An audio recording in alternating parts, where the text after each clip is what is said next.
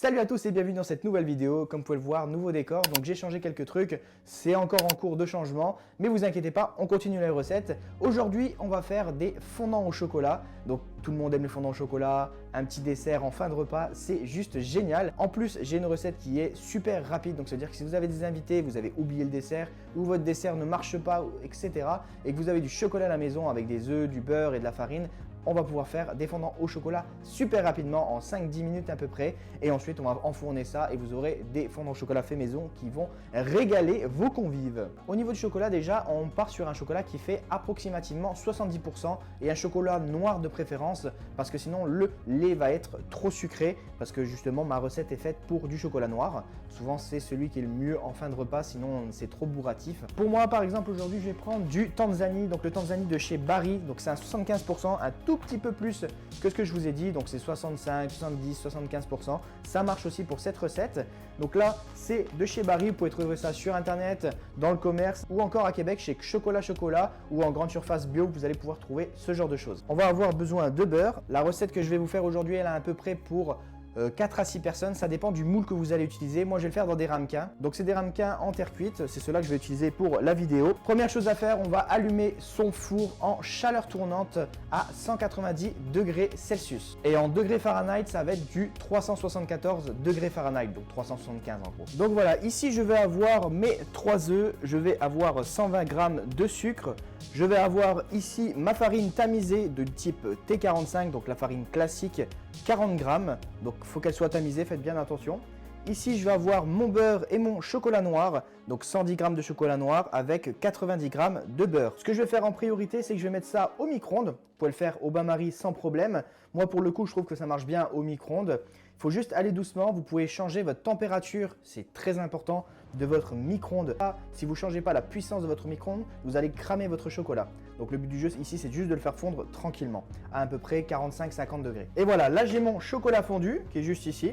Donc comme vous le voir, il est vachement brillant. Hop, on le remue bien avec du coup le beurre. Ici, très important, on va pouvoir mélanger ici les jaunes avec le sucre. Ça sert à rien de le blanchir, honnêtement. Vous pouvez passer juste un coup vite fait comme ça. Donc, à savoir que ici, vous allez mettre du chocolat chaud dans des œufs. Essayez d'avoir des œufs à peu près à température ambiante. En général, de toute façon, les œufs, ça ne se met pas au frigo. Vous pouvez les laisser à température ambiante sans problème. Donc là, si je mets du chocolat dans du froid, forcément, le chocolat va figer. Donc, faites attention qu'il soit bien à température. Si vraiment il n'est pas, chauffez un tout petit peu plus votre chocolat, mais vraiment un tout petit peu plus. Et là, je vais pouvoir ajouter mon chocolat. On l'ajoute au milieu. Je vais vous expliquer pourquoi. Avec le tout chocolat. Donc voilà, je vais le mettre au milieu, le chocolat, parce que justement, pour éviter le choc thermique, voilà, je vais remuer au milieu et laisser tout simplement la préparation se mélanger avec le tour. Voilà. Comme ça va permettre d'éviter le choc thermique avec le chocolat. Voilà. Et une fois que c'est mélangé, ben, on peut y aller sur les côtés, comme ceci. Voilà. Là, on a un beau rendu. C'est super brillant. Et on va ajouter tout doucement notre farine maintenant. En 2 à 3 fois à peu près.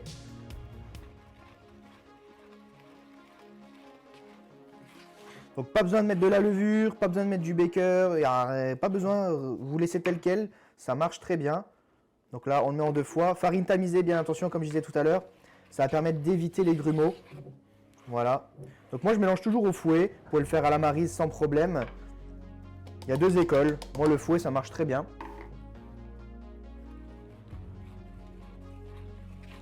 Et là, on a un beau rendu. Et voilà. Vous voyez, très lisse. Il n'y a aucun grumeau. C'est brillant. Le chocolat, il est quand même assez lisse. Je vais racler le côté de mon bol.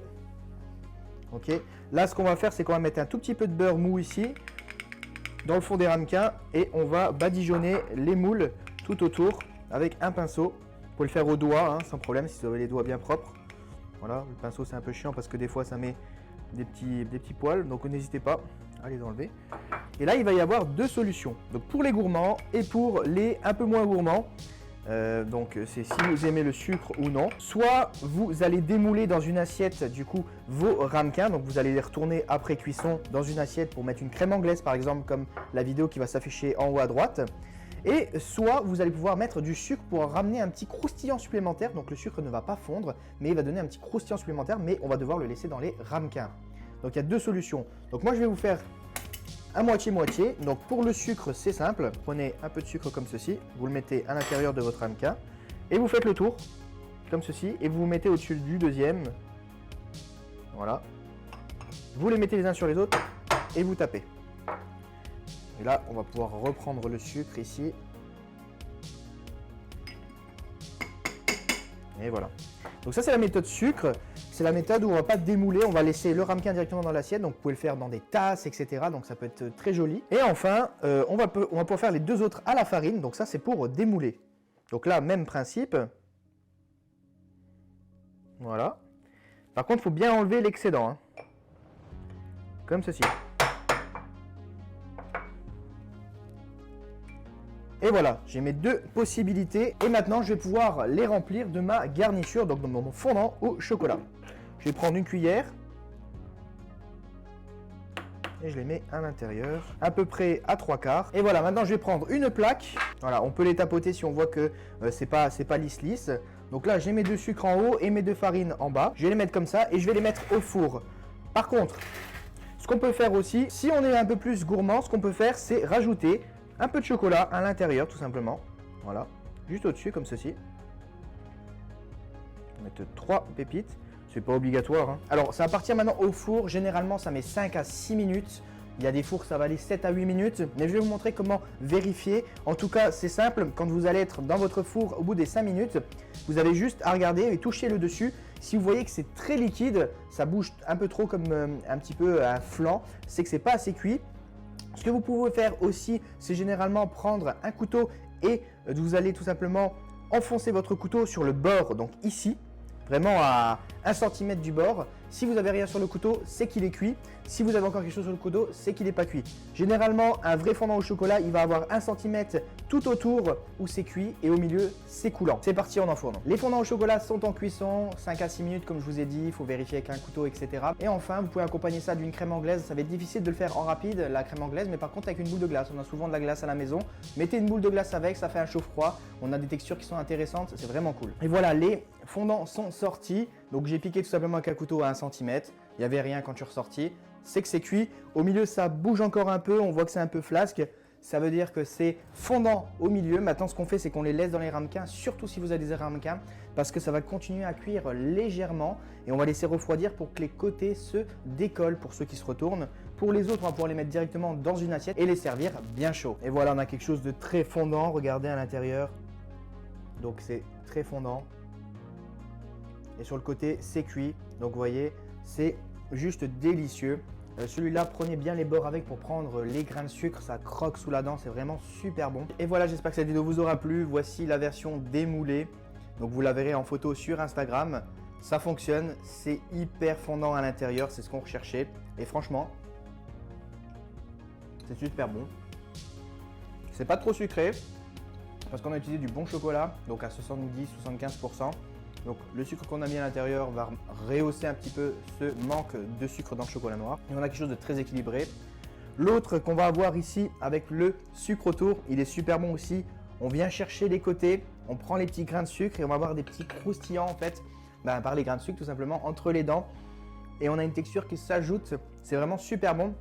Il en existe plein d'autres. Il en existe avec du cœur chocolat blanc. Moi, j'aime pas trop parce que c'est trop sucré, je trouve. Après, il existe aussi des fondants au chocolat blanc plus framboise au milieu. Ça, c'est super bon pour le coup. Je vous montrerai tout ça dans des prochaines vidéos. J'espère que celle-ci vous aura plu. N'hésitez pas à vous abonner à la chaîne. Je vois que vous êtes plus de 40% à ne pas être abonné à la chaîne. Il suffit juste d'appuyer sur le bouton abonner. C'est gratuit et vous allez pouvoir suivre toutes mes recettes de pâtisserie à l'avenir. Il va y avoir de la glace, du sucre, il va y avoir plein de choses, du chocolat. On va avoir des gâteaux, des entremets. Il va y avoir plein de choses, des tartes au citron. Donc n'hésitez pas à rester connecté. Abonnez-vous et on se retrouve sur les réseaux sociaux pour les photos des recettes. Et bye bye tout le monde.